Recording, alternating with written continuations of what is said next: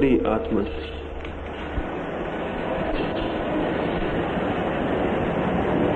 जो बाहर है वो एक स्वप्न से ज्यादा नहीं, और जो सत्य है वो भीतर है। जो दृश्य है वो परिवर्तन है, और जो दृष्टा है वो सनातन है। सत्य की खोज में विज्ञान बाहर देखता है, धर्म भीतर देखता है। विज्ञान परिवर्तन की खोज है, धर्म शाश्वत की, और सत्य शाश्वत ही हो सकता है। इस शाश्वत सत्य की दिशा में तीसरा सूत्र साक्षी भाव है। दृष्टा को खोजना है तो दृष्टा बने बिना और कोई रास्ता नहीं। लेकिन हम सब हैं सोए हुए लोग, हम सब करीब करीब सोए सोए जीते, सोए सोए ही जागते। बुद्ध एक सुबह प्रवचन करते थे, कोई 10,000 लोग इकट्ठे थे। सामने ही बैठकर एक भिक्षु पैर का अंगूठा हिलाता था। बुद्ध ने बोलना बंद कर दिया और उस भिक्षु को पूछा कि ये पैर का अंगूठा तुम्हारा क्यों हिल रहा है। जैसे ही बुद्ध ने ये कहा, पैर का अंगूठा हिलना बंद हो गया। उस भिक्षु ने कहा, आप भी कहां की फिजूल बातों में पड़ते हैं, आप अपनी बात जारी रखिए। बुद्ध ने कहा, नहीं, मैं ये पूछे बिना आगे नहीं बढ़ूंगा कि तुम पैर का अंगूठा क्यों हिला रहे थे। उस भिक्षु ने कहा, मैं हिला नहीं रहा था, मुझे याद भी नहीं था, मुझे पता भी नहीं था। तो बुद्ध ने कहा, तुम्हारा अंगूठा है और हिलता है और तुम्हें पता नहीं, तो तुम सोए हो या जागे हुए। और बुद्ध ने कहा, पैर का अंगूठा हिलता है, तुम्हें पता नहीं, मन भी हिलता होगा और तुम्हें पता नहीं होगा, विचार भी चलते होंगे और तुम्हें पता नहीं होगा, वृत्तियां भी उठती होंगी और तुम्हें पता नहीं होगा। तुम होश में हो या बेहोश हो, तुम जागे हुए हो या सोए हुए हो।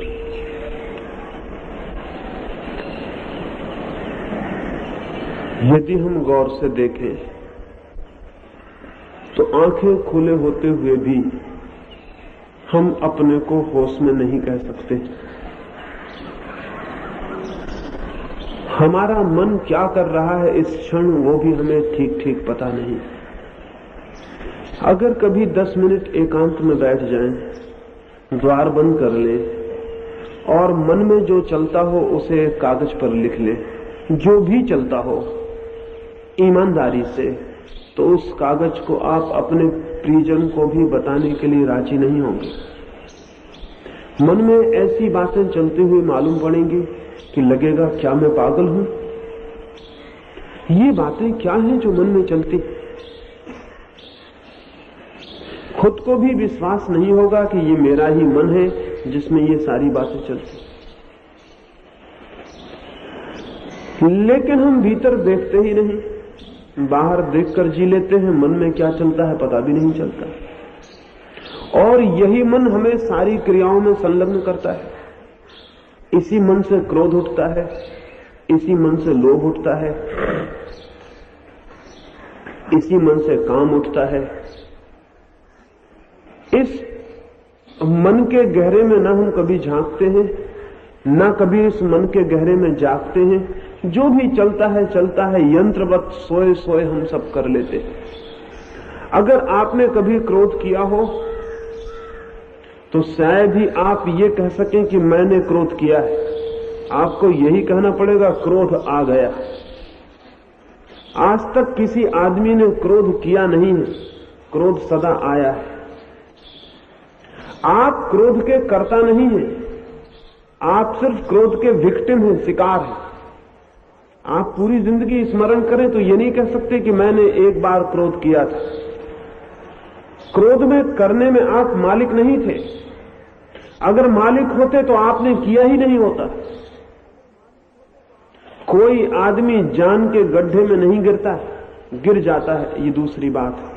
किसी आदमी ने जान के क्रोध भी नहीं किया है कभी, क्रोध हो जाता है, ये दूसरी बात है। क्रोध घटता है, क्रोध हम करते नहीं है। तो हम सोए हुए आदमी हैं या जागे हुए? और प्रेम के संबंध में तो लोग कहते ही हैं कि प्रेम हमने किया नहीं, हो गया। लेकिन इसका मतलब क्या होता है कि प्रेम हो गया? इसका मतलब यह होता है कि जैसे हवाएं चलती हैं और वृक्ष के पत्ते हिलते हैं, अवस परवश, जैसे आकाश में बादल आते हैं और हवाएं उन्हें जहां उड़ा के ले जाती हैं चले जाते हैं विवश, क्या वैसे ही हमारे भीतर भी चित्त में भावनाएं उठती हैं, प्रेम की, क्रोध की, घृणा की, और हम विवश होकर उनके साथ हिलते डोलते रहते हैं? हमारा कोई वश नहीं है, हम अपने मालिक नहीं हैं। एक फकीर था यूनान में, गुरजीएफ, वो तो कहता था आदमी यंत्र है। वो ये मानता ही नहीं था कि सभी लोगों के भीतर आत्मा है। वो कहता था जो सोए हुए हैं उनके भीतर आत्मा मानने का कारण क्या है? जागृत कोई हो तो ही उसके भीतर आत्मा मानने का कारण है। अगर आत्मा है भी तो सोई हुई है। हमारा सारा व्यक्तित्व भी सोया हुआ है। न हमने कभी क्रोध किया है, न हमने प्रेम किया है। चीजें घटती रही हैं और हम उनके साथ हिलते रहे हैं, डोलते रहे, यंत्रवत। जैसे किसी ने बटन दबा दी हो और बिजली जल गई, तो बिजली ये नहीं कह सकती कि मैं जल गई हूं, वो यही कह सकती है जलना हो गया। हमें भी कोई बटन दबा देता है और क्रोध जल जाता है, हम भूल से कहते हैं कि मैंने क्रोध किया, क्रोध हो गया। बटन दबी और क्रोध हो जाता है, पता भी नहीं चलता कब हो गया। हमारे सारे व्यक्तित्व का पूरा आधार ऐसा ही अनकॉन्शियस अचेतन है। इस अचेतन चित्त को लेकर कोई सत्य का साक्षात्कार नहीं कर सकता है। सत्य के साक्षात्कार के लिए कॉन्शियस, चेतन, होश से भरा हुआ होना जरूरी है।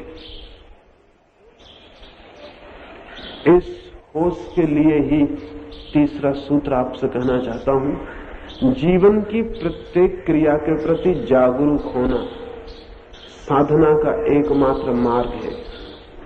जो भी हम करते हैं वो निद्रित न हो, जो भी हम करते हैं वो जागृत हो। बहुत कठिन है ये बात।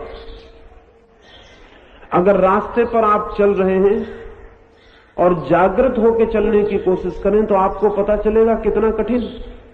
एक दो क्षण याद रख पाएंगे कि मैं चल रहा हूं और फिर ये बात भूल जाएगी और चलना मैकेनिकल, यांत्रिक ढंग से होने लगेगा, मन कहीं और चला जाएगा। 5 मिनट भी चलते हुए ये होश रखना मुश्किल है कि मैं चल रहा हूं। अपनी ही क्रिया है चलने की, अपना ही मन है, लेकिन चलने की क्रिया को 5 मिनट तक सतत स्मरण रखना, रिमेंबर रखना मुश्किल मामला है। इसे थोड़ा लौटते वक्त करके प्रयोग करेंगे तो ख्याल में आएगा। और जब चलने की साधारण सी क्रिया के प्रति हम 5 मिनट नहीं जाग सकते, तो आत्मा की बहुत गहरी क्रियाओं के प्रति हम कैसे जाग सकते? बुद्ध एक रास्ते से गुजरते हैं, उनके साथ एक भिक्षु है आनंद। वे आनंद से बात कर रहे हैं। एक मक्खी आकर उनके गले पर बैठी है, उन्होंने मक्खी उड़ा दी है। फिर रुक के खड़े हो गए, फिर आनंद से कहा, भूल हो गई आनंद, मक्खी को मैंने सोए सोए उड़ा दिया। तुमसे बात करता रहा और हाथ मशीन की तरह गया और मक्खी को उड़ा दिया, गलती हो गई। फिर उस जगह हाथ ले गए जहां मक्खी बैठी थी, अब मक्खी वहां नहीं है, वो कभी की उड़ चुकी। फिर वहां हाथ ले गए, फिर उस मक्खी को उड़ाया जो नहीं थी। आनंद ने कहा, आप ये क्या कर रहे हैं? बुद्ध ने कहा, अब मैं जाग कर मक्खी को उड़ा रहा हूं जैसे कि मुझे उड़ाना चाहिए था। मैंने नींद में हाथ उड़ा दिया, वो होश में नहीं था हाथ, वो यांत्रिक था, वो आत्मिक नहीं था। अब मैं उस तरह हाथ ले जा रहा हूं जाग कर जैसे कि मुझे ले जाना चाहिए था। कभी आपने ख्याल किया, इस हाथ को नीचे से ऊपर तक उठाएं होश से भर के, आपको पूरा पता हो कि हाथ उठ रहा है और आप हैरान हो जाएंगे।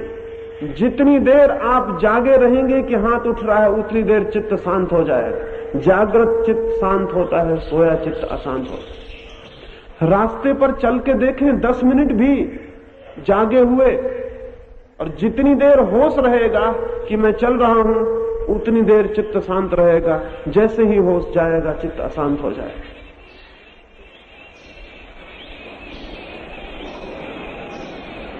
हमारी सामान्य क्रियाओं से शुरू करना जरूरी है साक्षी का भाव। चलते, उठते, खाना खाते, सुनते, बोलते। अभी मैं बोल रहा हूं और आप सुन रहे हैं। ये सुनना दो तरह से हो सकता है। या तो सोए सोए आप सुन रहे हैं एक यंत्र की तरह, या आप जाग के सुन रहे हैं कि आपको पूरा पता है कि आप सुन रहे हैं। होश है पूरा कि आप सुन रहे हैं। अगर आप होश पूर्वक सुन रहे हैं तो सुनने में ही एक अद्भुत शांति आनी शुरू हो जाएगी जिसका आपको कोई पता नहीं। यही प्रयोग करके देखें। मुझे सुन रहे हैं, इस तरह सुने कि आपको पूरी तरह पता है कि आप सुन रहे हैं। सिर्फ कान पे चोट नहीं पड़ रही, पीछे मन पूरी तरह जाग कर सुन रहा है। मन साक्षी है कि सुनने की क्रिया हो रही है, और मन एकदम शांत होने लगेगा। सुनने में भी शांत होने लगेगा। भोजन कर रहे हैं तो भोजन करें जाग कर, और जैसे ही जाग कर भोजन करेंगे, भोजन करने की क्रिया ही रह जाएगी, मन और कहीं नहीं जाएगा। जाग कर कोई भी काम होगा तो मन इधर उधर भागना बंद कर देगा। सोया हुआ मन भागता है, जागा हुआ मन नहीं भागता है। जापान में एक फकीर था, बोकोजू। वो लोगों को वृक्षों पर चढ़ने की कला सिखाता, और वो ये कहता था कि वृक्षों पर चढ़ने की कला के साथ ही मैं जागने की कला भी सिखाता हूं। अब फकीर को वृक्षों पर चढ़ने की कला सिखाने से कोई प्रयोजन भी नहीं, लेकिन उस फकीर ने बड़ी समझ की बात खोजी थी कि जागना और वृक्ष पर चढ़ना एक साथ सिखाना आसान था। जापान का एक राजकुमार उस फकीर के पास वृक्ष पर चढ़ना सीखने गया। कोई 150 फीट ऊंचे सीधे वृक्ष पर उस फकीर ने कहा कि तुम चढ़ो, और वो फकीर नीचे बैठ गया। राजकुमार जैसे जैसे ऊपर जाने लगा, उसने नीचे लौट कर देखा, वैसे वैसे फकीर ने आंख बंद कर ली। राजकुमार 150 फीट ऊपर चढ़ गया, जहां से जरा भी चूक जाए तो प्राणों का खतरा है। तेज हवाएं हैं, वृक्ष कपता है, आखिरी शिखर तक जाके उसे वापस लौटना है। सांस लेने तक में डर लगता है, और वो फकीर कुछ भी नहीं बोलता, चुपचाप नीचे बैठा है, न बताता है कैसे चढ़ो, न कहता है कि क्या करो। फिर वो वापस लौटना शुरू हुआ। जब कोई 15 फीट ऊपर रह गया, तब वो फकीर छलांग लगा के खड़ा हो गया, और उसने कहा सावधानी से उतरना, होश से उतरना। राजकुमार बहुत हैरान हुआ कि कैसा पागल, जब मैं 150 फीट ऊपर था तब चुपचाप बैठा रहा, और अब जब मैं 15 फीट कुल ऊंचाई पर रह गया हूं, जहां से गिर भी जाऊं तो अब बहुत खतरा नहीं है। वहां इन सज्जन को होश आया है, चिल्ला रहे हैं कि सावधान, होशियारी से उतरना, बोधपूर्वक उतरना, गिर मत जाना। नीचे उतरा और उसने कहा मैं बहुत हैरान हूं, जब मैं 150 फीट ऊपर था तब तुमने सावधानी के लिए नहीं कहा, और जब 15 फीट नीचे से केवल 15 फीट रह गया तब तुम चिल्लाने लगे। उस फकीर ने कहा जब तुम 150 फीट ऊपर थे तब तुम खुद ही सावधान थे, मुझे कुछ कहने की जरूरत न थी। खतरा इतना ज्यादा था कि तुम खुद ही जागे हुए रहे होगे।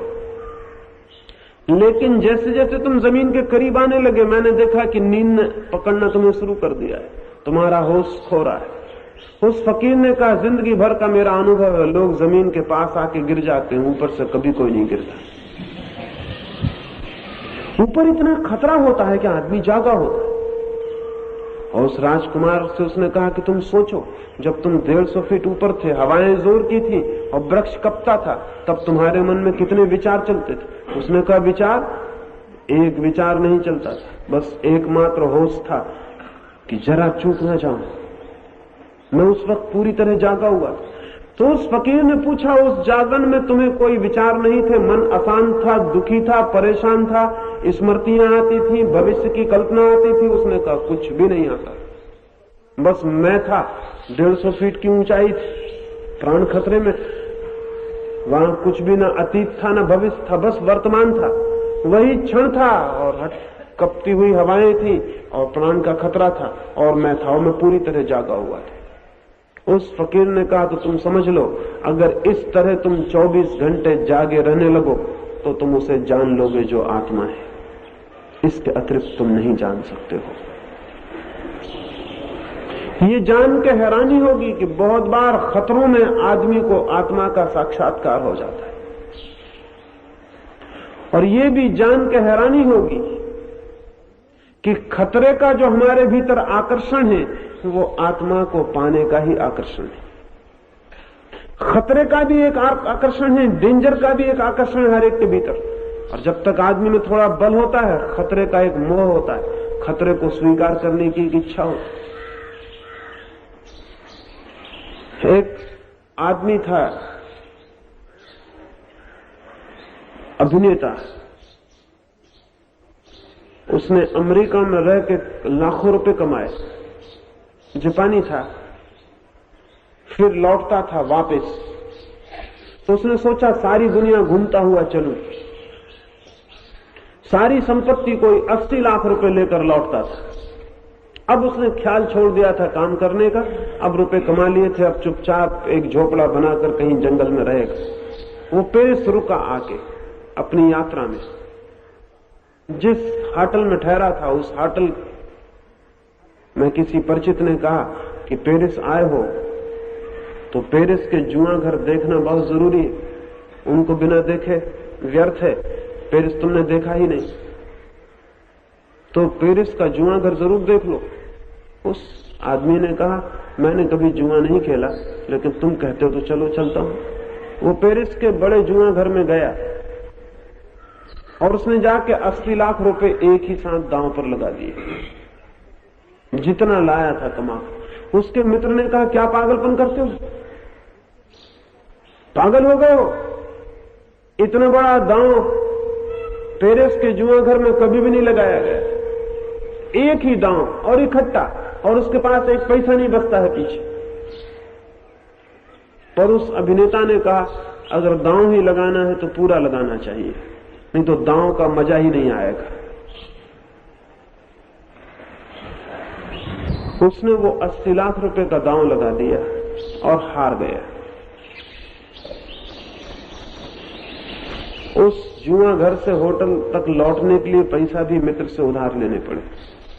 सन्नाटा छा गया होटल में, और सभी लोगों ने समझा कहीं वो आदमी मर न जाए, इतना बड़ा धक्का होगा उसको। रात जाके वो अपनी होटल में सो गया। संयोग की बात, किसी दूसरे जापानी ने उस रात आत्महत्या की पेरिस में। सुबह अखबारों ने खबर छाप दी कि फला फला अभिनेता ने आत्महत्या कर ली, क्योंकि पक्का ही हो गया कि वही होगा, दूसरा कौन होगा। सुबह जब वो उठा, उसने अखबार पढ़ा तो उसमें छपा है कि उसने आत्महत्या कर ली। वो बहुत हैरान हुआ। उसने मैनेजर को बुला के कहा कि किसने अखबार में खबर छाप दी कि मैं मर गया। मैं मरा नहीं, मैंने कल आत्महत्या नहीं की, जुए के दांव के वक्त मुझे पहली बार आत्मा का साक्षात्कार हो गया। जब मैंने सब दांव पर लगा दिया तो श्वास भी मेरी रुक गई, विचार भी मेरे रुक गए, एक क्षण को दुनिया मिट गई मेरे लिए, दांव ही रह गया। मैं उसी पर जागा हुआ रह गया, क्योंकि पूरे जीवन का सवाल था।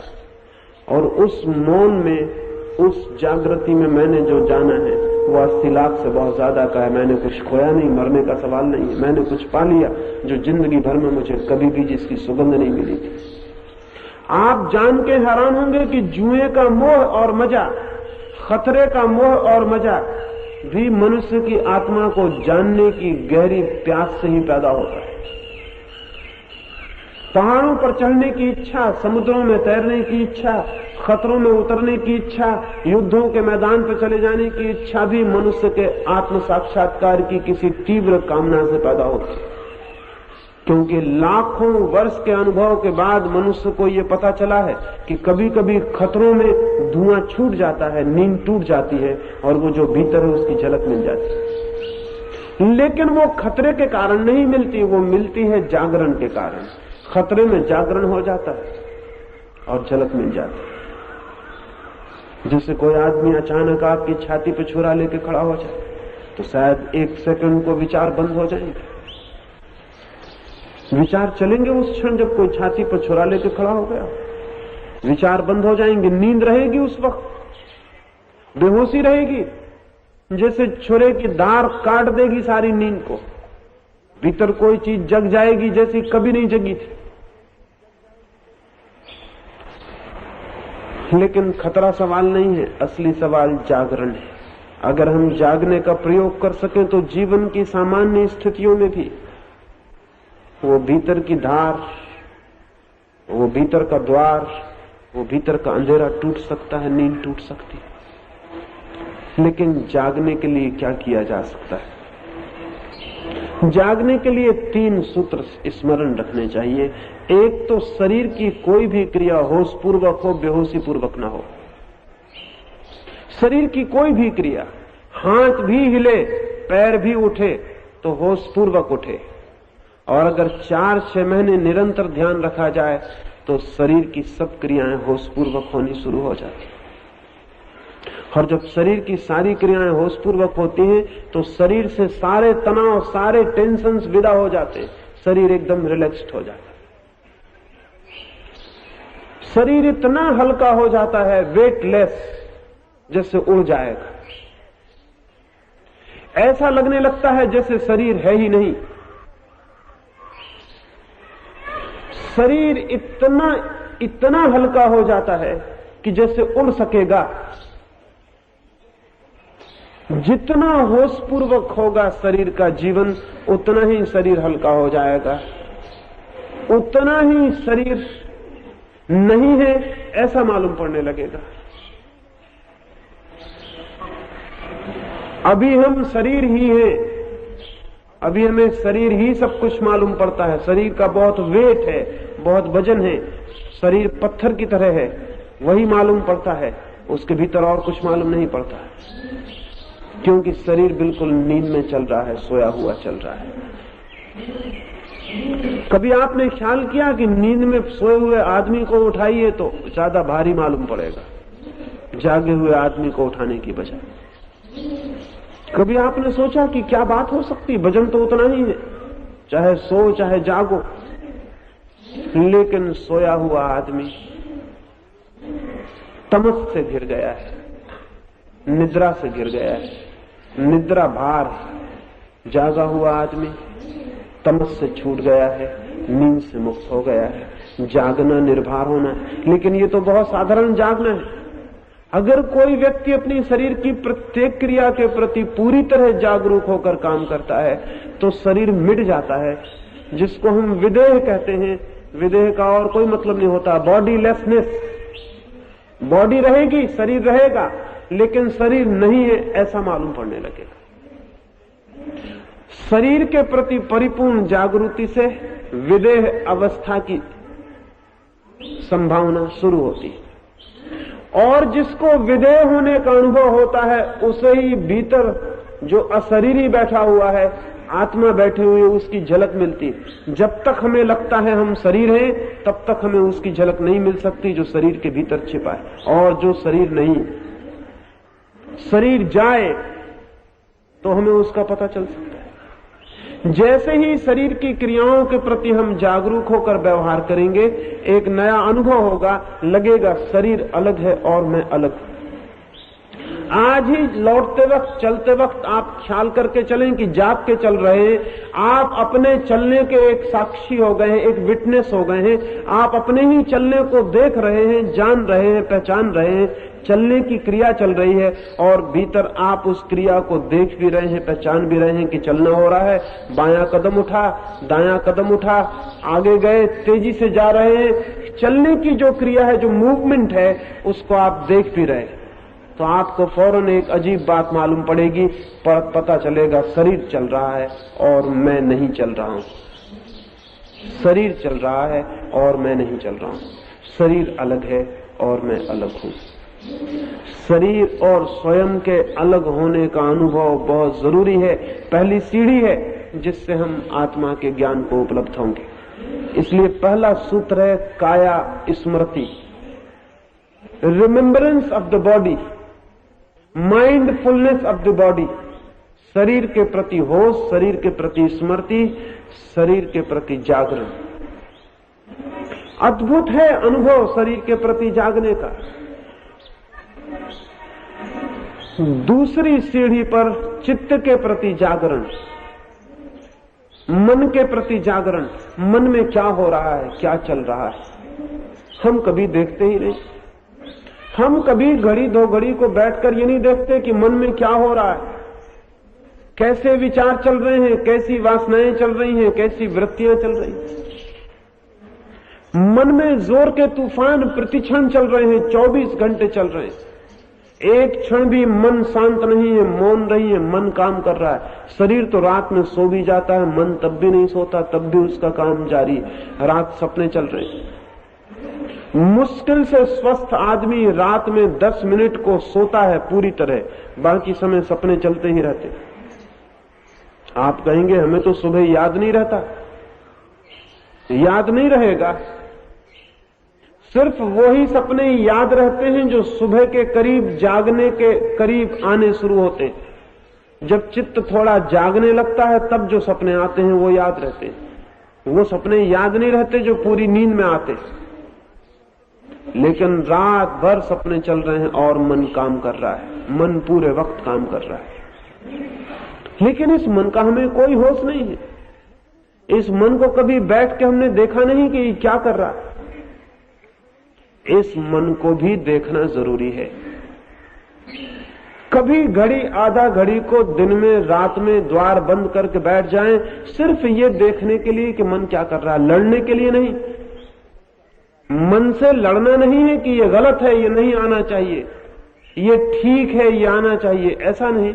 मन में जो भी आ रहा है उसे मैं देखूंगा। जैसे फिल्म पर चलती हुई कहानी को कोई देखता है, ऐसे मन के पर्दे पर जो भी चल रहा है मैं देखूंगा। देखने की शर्त है न तो कंडेमिनेशन, निंदा मत करना मन की, अन्यथा देखना बंद हो जाएगा। मन बहुत बारीक है, बहुत डेलिकेट, बहुत सूक्ष्म है। अगर किसी चीज की निंदा की तो वो पीछे सरक जाएगी चीज, फिर वो दिखाई नहीं पड़ेगी। मन के दो हिस्से, एक चेतन मन है और एक अचेतन मन है। चेतन मन बहुत छोटा सा है, अचेतन मन 9 गुना बड़ा है।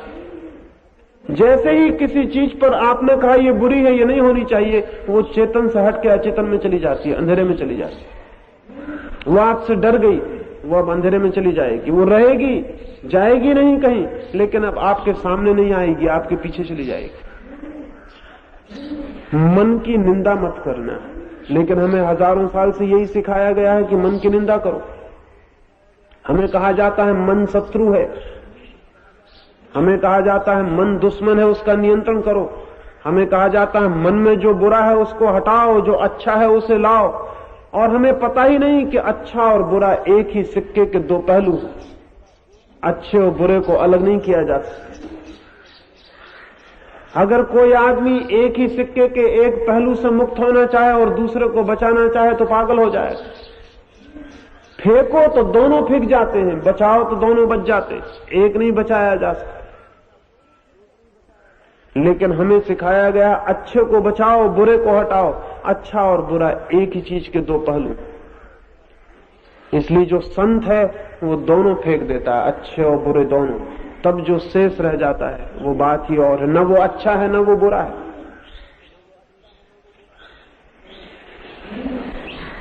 ये जो चित्त है हमारा, ये जो सतत चित्त की चलती हुई प्रक्रिया है, ये जो प्रोसेस है माइंड की, इसको घड़ी दो घड़ी कभी एकांत में बैठ के सिर्फ देखने की जरूरत है। इस तरह जैसे आकाश में पक्षी उड़ रहे हैं और हम नीचे बैठ के देखते हो, या समुद्र की लहरें आके तट से टकरा रही हैं, हम कोई निर्णय नहीं लेते कि अच्छी है कि बुरी है, किनारे पर बैठे हैं और देख रहे हैं। हम ये नहीं कहते कि आकाश में उड़ता हुआ फला पक्षी अच्छा है, फला बुरा है, बस नीचे बैठे हैं और देखते। ऐसे ही मन के आकाश में जो विचारों के पक्षी चलते हैं, या मन के सागर में जो विचारों की लहरें चलती हैं, चुपचाप बैठ जाएं और देखें कि क्या चल रहा है। सिर्फ देखना काफी है, कुछ और करना जरूरी नहीं। अगर 4-6 महीने निरंतर देखने का 1 घंटे भी प्रयोग हो तो आप चकित हो जाएंगे, जितनी देखने की क्षमता बढ़ेगी उतने ही विचार कम होते चले जाएंगे। जितना आप होश से देखेंगे उतने ही विचार गिर जाएंगे, और एक घड़ी ऐसी आएगी कि मन तो होगा लेकिन विचार बिल्कुल नहीं होंगे। और जिस दिन ऐसी स्थिति आ जाती है विचार शून्य मन की, उसी दिन हम मन से भी ऊपर उठ जाते हैं। शरीर के जागरण से शरीर के ऊपर उठता है व्यक्ति, मन के प्रति जागरण से मन से ऊपर उठ जाता है, और तब वहां प्रवेश होता है जो आत्मा है। शरीर और मन से मुक्त हुए बिना कोई अंदर प्रवेश नहीं पा सकता। लेकिन शरीर और मन से मुक्त होने के लिए न तो शरीर को कष्ट देने की जरूरत है, न भूखा मारने की जरूरत है, न धूप में खड़ा करके तपस्या करने की जरूरत है। शरीर से मुक्त होने के लिए शरीर की क्रियाओं के प्रति जागने की जरूरत है। मेरे एक मित्र सीढ़ियों से गिर पड़े और बहुत चोट खा गए, पैर में बहुत असह दर्द, कोई 70 साल की उम्र है। मैं उन्हें देखने गया। डॉक्टर ने कहा कि 3 महीने तक बिस्तर से हिलना भी नहीं, और वो मित्र बहुत सक्रिय आदमी है। इस 70 साल की उम्र में भी भाग दौड़, चलना फिरना, काम, एक क्षण खाली, एक क्षण व्यर्थ बैठना मुश्किल है, आराम करना कठिन है। 3 महीने उन्हें एक ही सीधा पड़े रहना पड़ेगा। मैं उन्हें देखने गया, वो रोने लगे और कहने लगे इससे तो अच्छा था कि मैं मर जाता। 3 महीने में कैसे पड़ा रहूंगा? 3 महीने बर्दाश्त करना मुश्किल है। अभी 3 ही दिन बीते हैं और मैं घबरा गया। और डॉक्टर कहते हैं 3 महीने हिलना भी नहीं, करवट भी नहीं लेनी, सीधे ही पड़े रहे तो ही पैर ठीक हो सकेंगे। और पैर में बहुत तकलीफ है, उसे सहना मुश्किल है। अगर मैं काम में लग जाऊं तो शायद तकलीफ भूल भी जाए, लेकिन कोई काम नहीं तो वो तकलीफ ही तकलीफ मालूम हो रही। मैंने उनसे कहा एक छोटा सा प्रयोग करें, तकलीफ के प्रति जागने का प्रयोग करें। आंख बंद कर ले, मैं आपके पास बैठा हूं, और तकलीफ को देखें कि कहां है, पिन पॉइंट करें कि कहां है। अभी आप कहते हैं पूरे पैर पे तकलीफ है, पूरे पैर पे नहीं हो सकती, कोई खास केंद्र होगा जहां सर्वाधिक होगी, तो सरकें, धीरे धीरे केंद्र पर आए, आंख बंद करके देखें कि ठीक वो केंद्र कहां है जहां तकलीफ है, उस केंद्र पर पहुंचे। उन्होंने आंख बंद कर ली और मैंने कहा खोजें खोजें खोजें। वो आंख बंद करके खोज करने लगे और उस जगह उनका चित्त पहुंच गया जहां तकलीफ थी। और 15 मिनट बीते, 20 मिनट बीते, मैंने उनसे 15 मिनट के लिए कहा था, 35 मिनट बीते, 45 मिनट बीते, और मैं उनका बाहर बैठा चेहरा देख रहा हूं। उनका चेहरा शांत होता जा रहा है, जैसे तकलीफ विलीन हो गई। कोई 65 मिनट पर उन्होंने आंख खोली और कहा ये तो बड़ी हैरानी की बात हो। जैसे जैसे मैंने गौर से देखा तो पता चला पूरे पैर पे तकलीफ भ्रम थी, पूरे पैर पे तकलीफ नहीं थी, वो सिर्फ ख्याल था। तकलीफ बहुत छोटी जगह थी, एक पॉइंट पर थी। धीरे धीरे मैं उस पॉइंट पे पहुंच गया, और जब मैं ठीक उस पॉइंट पे पहुंचा जहां तकलीफ थी, दर्द था, तो मैं एकदम हैरान रह गया। मुझे दिखाई पड़ा दर्द वहां है और मैं यहां हूं, और दर्द और मेरे बीच लंबा फासला है। मैं दर्द नहीं हूं। कभी किसी दर्द के प्रति जाग कर देखें और आपको पता चलेगा आप दर्द नहीं। मैंने उनसे कहा ये 3 महीने भगवान का आशीर्वाद समझे, ये मौका कभी नहीं मिलेगा। 3 महीने दर्द के प्रति जागे। कोई 3 महीने बाद मैं उनसे मिलने गया, वो आदमी दूसरे हो गए थे। उन्होंने मुझसे कहा कि सच में ही भगवान की कृपा है, अन्यथा मैं ऐसे ही मर जाता। मैं दर्द के प्रति ही जागने की कोशिश में धीरे धीरे शरीर के प्रति जाग गया हूं, कि दर्द शरीर में था, दर्द के प्रति जागा, शरीर के प्रति जागा, और मुझे अद्भुत अनुभव हुए इन 3 महीनों में। वो आपसे कहना चाहता हूं। मैंने कहा क्या हुआ? उन्होंने कहा पहला तो मुझे यह अनुभव हुआ कि मैं शरीर नहीं हूं, और 3 महीने में ये प्रतीति इतनी गहरी और स्पष्ट हो गई कि मैं शरीर नहीं हूं कि अब मुझे मृत्यु का भी कोई भय नहीं है, क्योंकि मैं जानता हूं शरीर ही मरेगा, मैं नहीं मर सकता। लेकिन शरीर और हमारे बीच फासला नहीं है, डिस्टेंस नहीं। हम कभी जागे ही नहीं। ध्यान रहे, जिस चीज के प्रति आप जागेंगे उसी से फासला हो जाएगा। जाग ही आप उस चीज के प्रति सकते हैं जो आप नहीं है, क्योंकि आप जागेंगे, हमेशा दूसरी चीज के प्रति जागेंगे। शरीर के प्रति जागेंगे और शरीर अलग हो जाएगा। एक फकीर था, मुसलमान फकीर था, शेख फरीद। शेख फरीद के पास कोई गया और पूछने लगा कि मैंने सुना है कि जीसस को सूली दी गई और जीसस सूली पर लटकाए जा रहे थे तो भी हंस रहे थे। ये कैसे हो सकता है कि आदमी का शरीर लटकाया जा रहा हो सूली पर और आदमी हंसता हो? और उस आदमी ने पूछा, मैंने ये भी सुना है कि मंसूर के साथ तो और भी दुर्व्यवहार किया गया। मंसूर के पहले पैर काटे गए, फिर हाथ काटे गए, फिर आंखें फोड़ी गई और मंसूर हंसता रहा। ये नहीं हो सकता, ये कैसे हो सकता है? जिसके पैर कट गए हों, पैर से लहू गिर रहा हो, जिसके हाथ कट गए हों और जिसकी आंखें फोड़ दी गई हो, वो हंस रहा हो, ये नहीं हो सकता, ये कभी नहीं हो सकता, ये कैसे हो सकता है? मैं पूछने आया हूं। शेख फरीद हंसने लगा। उसके पास एक नारियल पड़ा था, उसने उठा के उस आदमी को दिया और कहा कि जाओ इस नारियल को फोड़ लाओ। एक बात ख्याल रखना, इसकी खोल टूट जाए लेकिन भीतर की गरी न टूटे। उस आदमी ने कहा ये नहीं हो सकेगा, नारियल कच्चा है, खोल और गरी जुड़े हुए, ये नहीं हो सकता। मैं खोल तोड़ूंगा, गरी भी टूट जाएगी। फरीद ने दूसरा नारियल उठा के दिया, सूखा नारियल, और कहा इससे हो सकता है, इसकी गरी को बचा के ले आना, खोल तोड़ देना। उस आदमी ने कहा यह हो सकता है। फरीद ने पूछा क्यों? उस आदमी ने कहा गरी और खोल के बीच फासला हो गया, हम खोल को तोड़ देंगे, भीतर की गरी साबित बच सकती, लेकिन कच्चे नारियल में यह नहीं हो सकता। तो फरीद ने कहा कि बस तू समझा कि नहीं समझा? जीसस और मंसूर जैसे लोग सूखे नारियल हैं, उनके शरीर और उनके बीच फासला है। तुम शरीर को चोट पहुंचाओ, वो चोट शरीर से भीतर नहीं जाती, वो गरी तक नहीं पहुंचती, वो आत्मा तक नहीं पहुंचती। और हम सब कच्चे नारियल हैं, हमारे ऊपर चोट पहुंचती, वो भीतर तक पहुंच जाती, क्योंकि बीच के फासले का हमें कोई भी पता नहीं है। शरीर के प्रति जागरण से स्वयं और शरीर के बीच डिस्टेंस, फासला पैदा होता है, और वो फासला इतना है कि आप हैरान हो जाएंगे। वो फासला जमीन और आसमान के बीच जो फासला है इससे ज्यादा है।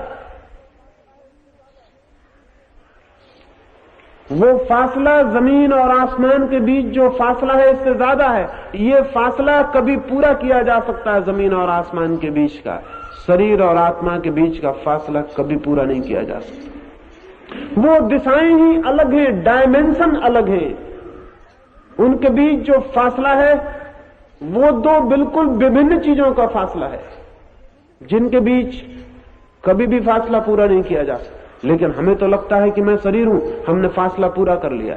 नींद में ये फासला पूरा हो गया। जैसे एक आदमी पोरबंदर में सोए और सपना देखे कि पोरबंदर में नहीं है, पेकिंग में है, सपने में फासला पूरा हो गया, उसे नींद में पता भी नहीं चल रहा कि वो पोरबंदर में है, वो पेकिंग में समझ रहा है आपने। सुबह नींद खुले और वो जाग के हैरान हो जाए और वो कहे कि मैं पेकिंग से वापस कैसे आया, क्योंकि मैं सपने में पेकिंग में था। मैं लौटा कैसे, मैं गया कैसे? तो हम उससे कहेंगे ना तुम गए ना तुम लौटे, तुम्हें सिर्फ ख्याल पैदा हुआ कि तुम गए और तुम लौटे। तुम सदा यही थे, रात भी तुम यही थे, तुम पोरबंदर में ही थे, पेकिंग में तुम गए ही नहीं, पेकिंग तुम पहुंचे ही नहीं, लौटे भी तुम नहीं।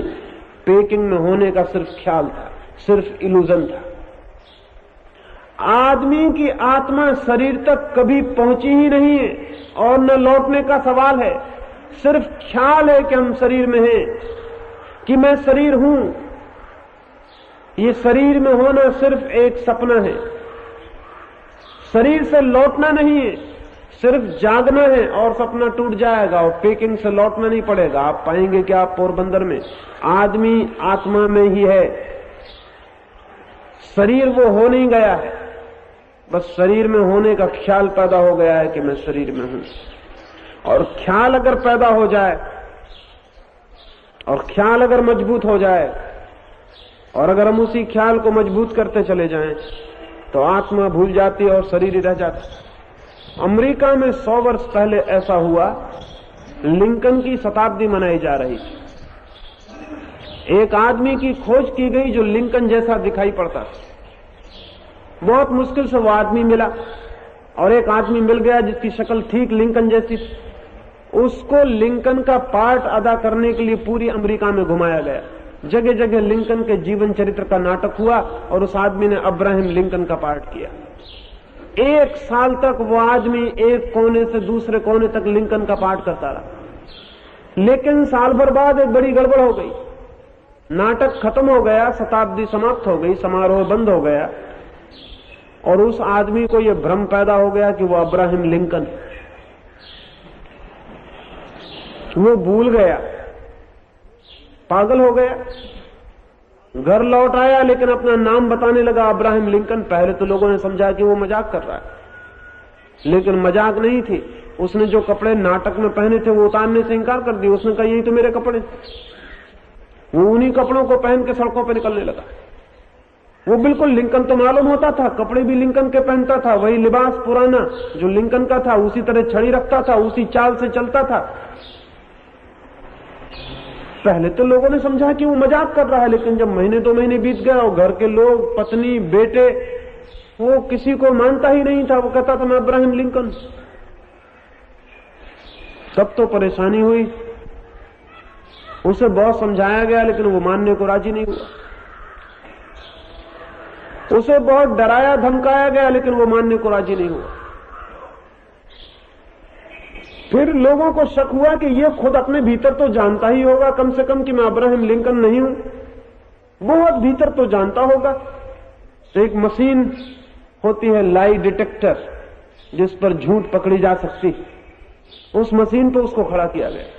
उस मशीन पर खड़े करके अगर आपसे पूछा जाए तो जो सत्य है वो आप बोलेंगे तो आपकी हृदय की गति दूसरी रहती, और आप असत्य बोलेंगे तो हृदय की गति में फर्क पड़ जाता है। इसलिए वो मशीन नीचे हृदय की गति आंक लेती है कि फर्क कब पड़ा। जैसे आपसे पूछा कि आप स्त्री हो कि पुरुष, आपने कहा मैं पुरुष, तो झूठ बोलने का कोई कारण नहीं है, मशीन नीचे आपकी गति अंकित करेगी। आपसे पूछा कि इस समय कितना बजा है घड़ी में, आपने कहा 9, तो झूठ बोलने का कोई कारण नहीं, मशीन नीचे अंकित करेगी।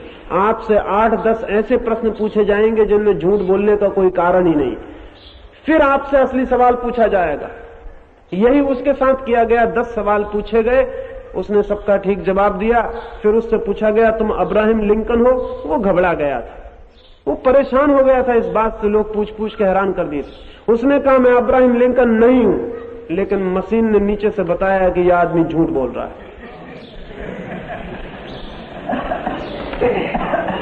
वो तो भीतर से जानता था कि मैं अब्राहम लिंकन। मशीन ने बताया कि यह आदमी इस वक्त झूठ बोल रहा है। तब तो बड़ी मुश्किल हो गई। कैसे ये ख्याल इसे पैदा हो गया? ये ख्याल पैदा हो सकता है। हमें लगेगा वो आदमी पागल था, लेकिन जो जानते हैं वो कहेंगे हम सब भी पागल हैं, हमको भी ये ख्याल पैदा हो गया है कि हम शरीर। और ये ख्याल बहुत लोगों को पैदा होते। जब स्टालिन रूस में हुकूमत में था तो इस रूस के कई पगलों को यह ख्याल था कि स्टालिन। जब चर्चिल हुकूमत में था तो कई पगलों को इंग्लैंड में ख्याल था कि वो चर्चिल। नेहरू जब हुकूमत में थे तो हिंदुस्तान में कम से कम 10 आदमी थे जिनको ख्याल था कि वो नेहरू। एक ऐसे आदमी से नेहरू का मिलना भी हो गया। एक पागल खाने में नेहरू गए और उस पागल खाने में एक पागल था जो ठीक हो गया। पागल खाने के अधिकारियों ने उसे रोक रखा था कि कल नेहरू आने वाले, उन्हीं के हाथ से इसको मुक्ति दिलवा देंगे तो ये भी खुश होगा, जलसा भी हो जाए। नेहरू से मिलकर बहुत खुश हुए और उन्होंने कहा मैं बहुत खुश हूं कि तुम ठीक हो गए। तुम बिल्कुल ठीक हो गए हो? उस आदमी ने कहा मैं बिल्कुल ठीक हो गया हूं, लेकिन महाशय मैं भूल गया पूछना आपसे कि आप हैं कौन? तो नेहरू ने कहा मैं, तुम्हें पता नहीं मैं जवाहरलाल नेहरू हूं। वो आदमी खूब हंसने लगा। उसने कहा महाशय आप भी 3 साल यहां रह जाइए तो ठीक हो जाएंगे। 3 साल पहले मुझे भी यही ख्याल था कि मैं जवाहरलाल नेहरू, लेकिन 3 साल में मैं बिल्कुल ठीक हो गया।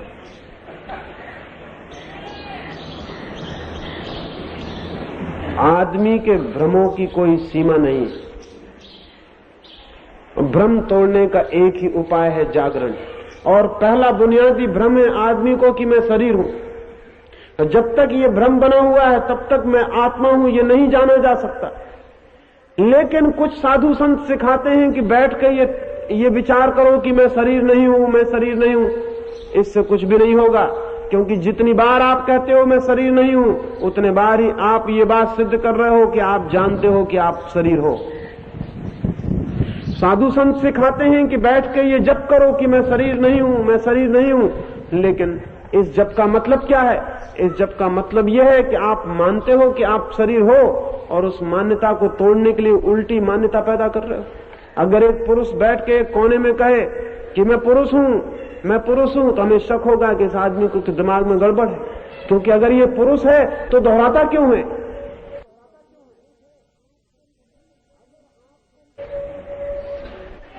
अगर आपको पता चल गया है कि आप शरीर नहीं है तो आपको दोहराने की जरूरत नहीं है। दोहराने से पता नहीं चल जाएगा, दोहराने से सिर्फ आप एक नया भ्रम पैदा कर रहे हो। पुराना भ्रम कायम है और नया भ्रम पैदा कर रहे हो। नहीं, दोहराना नहीं है, शरीर के प्रति जागना है। जागने से यह पता चल जाएगा कि मैं शरीर नहीं हूं, इसको दोहराना नहीं पड़ेगा। जैसे एक मैंने कहा कि एक आदमी पोरबंदर में सोया है और सपना देखता है कि मैं पेकिंग में हूं, और वो सपने में कहे कि नहीं मैं पेकिंग में नहीं हूं, नहीं मैं पेकिंग में नहीं हूं, नहीं मैं पेकिंग में नहीं हूं, तो भी कोई फर्क नहीं पड़ता, क्योंकि ये कहना कि मैं पेकिंग में नहीं हूं इस बात को मान लेने से शुरू होता है कि मैं पेकिंग में हूं। इसके कहने की कोई जरूरत नहीं है। हम सिर्फ उसी को निगेट करते हैं, विरोध करते हैं जिसको हम स्वीकार कर लेते हैं। स्वीकृति को ही विदा करना है, अस्वीकृति नहीं पैदा करनी है। और स्वीकृति कैसे विदा होगी? स्वीकृति जागने से विदा होगी, क्योंकि स्वीकृति निद्रा से पैदा हुई। हम सोए हुए हैं इसलिए लगता है कि हम शरीर हैं, हम जाग जाएंगे लगेगा कि हम शरीर नहीं है। इसलिए पहला स्मरण है शरीर की क्रियाओं के प्रति, दूसरा स्मरण है मन के विचारों के प्रति। और जैसे ही मन के विचारों के प्रति हम जागेंगे वैसे ही विचार खो जाएंगे। विचार भी निद्रा से पैदा होते हैं, और जितनी गहरी निद्रा हो विचार उतने ही सत्य मालूम होते हैं। इसलिए तो नींद में सपना सच मालूम होता है, दिन में आपको उतना सच नहीं मालूम होता, क्योंकि दिन में आप थोड़े जाग गए। आप शराब पी लें और दिन में ही सपना सच मालूम होने लगे, क्योंकि शराब में फिर आप सो गए। अभी अमेरिका में दो नई चीजें चलती हैं, लिसर्जिक एसिड और मैस्कलीन। इन दोनों चीजों को लेने से आदमी दिन में ही जागते ही ऐसे सपने देखने लगता है जिनका कोई हिसाब नहीं। जैसा भांग और गांजे से होता है, वैसे ही ये नए सिंथेटिक ड्रग्स, नई बनाई गई दवाएं हैं जिनको लेने से आदमी अद्भुत आनंद में पहुंच जाता है। जो देखना चाहे वही दिखाई पड़ने लगता है। स्वर्ग देखिए, नरक देखिए, भगवान देखिए, जो भी देखना चाहिए देखिए। बस एक ड्रग ले लीजिए और 6 घंटे के लिए खो जाइए। 6 घंटे फिर आप दूसरी दुनिया में। प्रत्येक विचार सत्य मालूम होगा।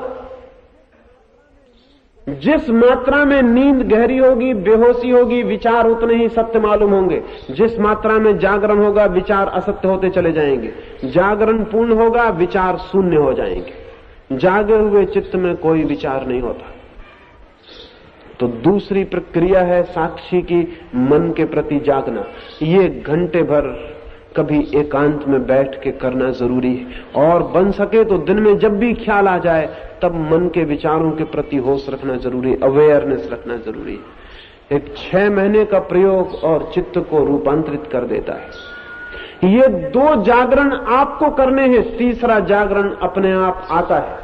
जो आदमी शरीर के प्रति और मन के प्रति जाग जाता है, और जिस आदमी को यह अनुभव हो जाता है कि मैं शरीर नहीं हूं, और जिसको यह अनुभव हो जाता है कि मन के विचार शांत हो गए, उसको तीसरा जागरण अपने आप आता है, वो है आत्म जागरण। शरीर के प्रति जागना पड़ता, मन के प्रति जागना पड़ता, आत्म जागरण अपने आप आता है। 2 जागरण हमें करने पड़ते हैं, तीसरा जागरण अपने से उपलब्ध होता है। ये 2 जागरण जहां पूरे हो जाते हैं, तीसरा जागरण प्रकट हो जाता है। जैसे कोई आदमी छत पर खड़ा हो और कूदना चाहे छत से, तो कूदेगा। कूदने के बाद अगर वो हमसे पूछे कि अब मैं जमीन पर पहुंचने के लिए और क्या करूं, तो हम उससे कहेंगे अब तुम्हें कुछ भी नहीं करना, अब जमीन तुम्हें खींच लेगी, तुम कूद गए इतना काफी है, अब बाकी काम जमीन करेगी। जमीन में ग्रेविटेशन है, वो तुम्हें खींच लेगा। छत से कूदो मत, तो जमीन का ग्रेविटेशन काम नहीं करेगा, गुरुत्वाकर्षण काम नहीं करेगा। छत से कूद जाओ, फिर तुम्हें कुछ भी नहीं करना है, फिर जमीन खींच लेगी। हम शरीर और मन पर रुके हुए हैं, अटके हुए हैं। वहां से हम कूद जाएं, फिर आत्मा का ग्रेविटेशन है, आत्मा की कशिश है, आत्मा का गुरुत्वाकर्षण है, वो जमीन के गुरुत्वाकर्षण से भी ज्यादा है। बस एक बार हम कूद जाएं शरीर की छत से, फिर आत्मा खींच लेती है। एक बहुत प्राचीन इजिप्ट की किताब में एक वचन है कि तुम एक कदम चलो परमात्मा की तरफ और परमात्मा तुम्हारी तरफ 1000 कदम चलता है। एक कदम तुम उठाओ, 1000 कदम परमात्मा की शक्ति उठाती। उसे उठाना नहीं पड़ता, बस तुम्हारा एक कदम छलांग बन जाती है और फिर खींच लिए जाता है आदमी। शरीर और मन से कूद जाना है, फिर हम वहां पहुंच जाते हैं जहां आत्मा है। वो तीसरा जागरण अपने आप आता है। 2 साक्षी भाव स्वयं साधने हैं, तीसरा अपने आप आता है। ये कहना भी शायद गलत है कि अपने आप आता है। वो तीसरा साक्षी भाव मौजूद है हमेशा से, उसका हमें पता नहीं चल रहा क्योंकि हम 2 तलों पर नींद में खो गए। वो सदा से मौजूद है, वो है। हम यहां से जागे और वो दिखाई पड़ जाएगा। जैसे कि हम अभी आंख बंद करके बैठ जाएं तो सूरज है बाहर, लेकिन हमें पता नहीं चलेगा। हम आंख खोलें और हम कहेंगे सूरज आ गया। सूरज आ नहीं गया। सूरज तब भी था जब हम आंख बंद किए बैठे, लेकिन आंख बंद हो तो सूरज दिखाई कैसे पड़े? हम शरीर के तरफ खोए हुए हैं, इसलिए वो हमें नहीं दिखाई पड़ता जो शरीर के पीछे है। हम शरीर से उठ जाएं और वो हमें दिखाई पड़ जाएगा जो पीछे। जिस दिन बुद्ध को सत्य की उपलब्धि हुई, लोगों ने उनसे पूछा कि तुम्हें क्या मिल गया है, तुम क्यों नाचते हो, क्यों इतने खुश हो रहे हो, तुम्हें मिला क्या है? बुद्ध ने कहा मिला कुछ नहीं, जो सदा से मिला हुआ था उसका ही पता चल गया है। जो सदा से ही मिला हुआ था उसका ही पता चल गया। बुद्ध ने कहा मिला कुछ भी नहीं, कुछ खो जरूर गया है, नींद खो गई है, अज्ञान खो गया है। ज्ञान मिला है ऐसा मैं नहीं कहूंगा, क्योंकि ज्ञान था, मैं नींद में था इसलिए उसका पता नहीं चलता। सत्य है हमारे पास, उसे खोजने कहीं जाना नहीं है, सिर्फ जागना है। एक छोटी सी कहानी और अपनी बात में पूरी कर दूंगा। एक छोटी सी पहाड़ी के पास एक सन्यासी खड़ा हुआ है और 3 व्यक्ति गांव के पहाड़ी के पास घूमते हुए निकल रहे हैं। उन तीनों को ख्याल उठा कि सूरज की चमकती रोशनी में ये सन्यासी वहां क्या कर रहा है। एक ने कहा कि कभी कभी ऐसा होता है उसकी गाय खो जाती है और वो अपनी गाय को खोजने पहाड़ पर जाता है। वहां से ऊंचाई पर खड़े होकर देखता है कि गाय कहां है। लेकिन दूसरे व्यक्ति ने कहा मित्र, जो आदमी कुछ खोजता है वो आंख खोल के खड़ा होता है, वो सन्यासी आंख बंद किए हुए खड़ा है, वो खोज नहीं रहा है। दूसरे मित्र ने कहा कि मैं समझता हूं कभी कभी उसके साथ ही कुछ और लोग भी घूमने आते हैं, वो पीछे रह जाते हैं, तो वो खड़े होकर उनकी प्रतीक्षा करता है। जब वे आ जाते हैं तब पहाड़ से नीचे उतर आता है। लेकिन तीसरे मित्र ने कहा यह भी ठीक मालूम नहीं पड़ता, क्योंकि जो आदमी किसी की प्रतीक्षा करता है वो कभी कभी पीछे लौट कर भी देखता है, वो पीछे लौट कर ही नहीं देख रहा, वो एक ही तरफ सिर किए हुए। तो तीसरे ने कहा मैं ये नहीं मानता कि वो किसी की प्रतीक्षा कर रहा है, ना मैं ये मानता हूं कि वो गाय की खोज कर रहा है, मेरी समझ है कि वो परमात्मा का स्मरण कर रहा है। विवाद तेज हो गया और उन तीनों ने कहा अब इसके सिवाय कोई रास्ता नहीं कि हम चले और उससे ही पूछ लें कि तुम क्या कर रहे हो। वो तीनों पहाड़ चढ़ के गए और पहले आदमी ने जाके उस सन्यासी को पूछा कि भिक्षु जी, क्या आप अपनी गाय खोज रहे हैं? उस भिक्षु ने आंख खोली और कहा गाय, मेरा कुछ भी नहीं है तो मैं खोजूंगा क्या? मैं खाली हाथ आया और खाली हाथ चला जाऊंगा, और मैं जानता हूं कि मेरे हाथ अभी भी खाली। मैं उस भ्रम में नहीं पड़ता कि मेरा कुछ है, इसलिए खोजने का सवाल ही नहीं। अपने को ही खोज लूं वही बहुत, बस वही मैं हूं। अपने को ही नहीं खोज पाया, गाय को क्या खोजूंगा? समय खराब करने को मेरे पास नहीं, मैं कुछ खोज नहीं रहा। वो आदमी हार के पीछे हट गया। दूसरे आदमी ने कहा तब तो निश्चय ही कोई मित्र पीछे छूट गया, आप उसकी प्रतीक्षा कर रहे हैं। उस सन्यासी ने कहा भाई, मेरा कोई शत्रु नहीं, इसलिए मित्र का भी कोई सवाल नहीं। जिनके शत्रु होते हैं उनके ही मित्र होते हैं। मेरा ना कोई शत्रु है ना मेरा कोई मित्र है। मैं किसी की प्रतीक्षा नहीं कर रहा, प्रतीक्षा किसकी करनी है? वो कितनी ही प्रतीक्षा करो, कभी कोई मिल सकता है? अपने से ही मिलना मुश्किल है, दूसरे से मिलना कहां संभव है। मैं किसी की प्रतीक्षा नहीं कर रहा हूं। वो आदमी भी हार गया। तीसरे आदमी ने कहा तब तो निश्चित ही जीत मेरी है। मैं आपसे पूछता हूं क्या आप भगवान का स्मरण कर रहे हैं? वो फकीर कहने लगा भगवान का मुझे कुछ पता नहीं। जिसका पता नहीं उसका स्मरण कैसे करूं? और पता चल जाएगा तो फिर स्मरण क्यों करूंगा? पता नहीं है तब भी स्मरण नहीं किया जा सकता, और पता हो जाए तब स्मरण की जरूरत नहीं रह जाती। मैं किसी का स्मरण नहीं कर रहा हूं। तो उन तीनों ने पूछा कि फिर वहां से आप कर क्या रहे हैं यहां खड़े होकर? तो उस भिक्षु ने बड़ी अद्भुत बात कही। उसने कहा मैं कुछ भी नहीं कर रहा हूं, मैं सिर्फ जागा हुआ खड़ा हूं। उस भिक्षु ने कहा मैं कुछ भी नहीं कर रहा हूं, मैं सिर्फ जागा हुआ खड़ा हूं। जस्ट स्टैंडिंग इन अवेयरनेस, बस मैं होश में खड़ा हुआ। मैं कुछ कर ही नहीं रहा, बस मैं साक्षी की तरह खड़ा हुआ हूं। आकाश का साक्षी हूं, सूरज का साक्षी हूं, वृक्षों का साक्षी हूं, तुम्हारा साक्षी हूं, अपना साक्षी हूं, बस साक्षी होकर खड़ा हूं। लेकिन वे मित्र पूछने लगे कि किस लिए साक्षी होकर खड़े हो? तो उस भिक्षु ने कहा ये तुम साक्षी होकर खड़े हो जाओ तो ही जान सकते हो। ये तुम भी इसी तरह जब किसी दिन खड़े होगे तो जान सकोगे। क्योंकि उस भिक्षु ने कहा जब तक मैं सोया था मैंने सब खोया, और जब से मैं जागना शुरू हो गया हूं मैंने सब पा लिया। सोया हुआ व्यक्ति सब खो देता है, जीवन, सत्य, अमृत सब। जागा हुआ व्यक्ति सब पा लेता है, जीवन, आत्मा, सत्य, अमृत।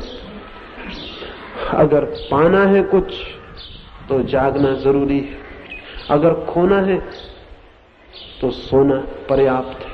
हम सब खो रहे हैं क्योंकि सोए हैं। हम सब भी पा सकते हैं अगर हम जाग जाएं। और पाने की जो अंतिम अनुभूति है उसका नाम ही परमात्मा है।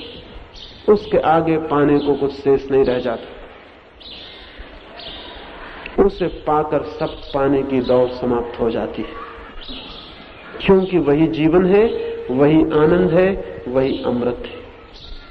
इस अमृत की दिशा में, इस जीवन की दिशा में, इन 3 सूत्रों में मैंने कुछ बातें कही हैं। मेरी बातें मुझे समझ लेने से कुछ परिणाम नहीं लाने वाली हैं। वो तो जो उस भिक्षु ने कहा आप भी जाग कर खड़े हो जाएं तो कुछ हो सकता है। थोड़ी कोशिश करें। सोने की तो हम 24 घंटे कोशिश करते हैं, कभी घड़ी तो घड़ी जागने की कोशिश करें। और इतना मैं कहता हूं कि जीवन के अंत में वही हाथ आएगा जो जागने में पाया है, जो सोने में कमाया है वो सब व्यर्थ हो जाता है। मेरी बातों को इतनी शांति और इतने प्रेम से सुना, उससे बहुत अनुग्रहित हूं। और अंत में सबके भीतर बैठे परमात्मा को प्रणाम करता हूं। मेरे प्रणाम स्वीकार करें।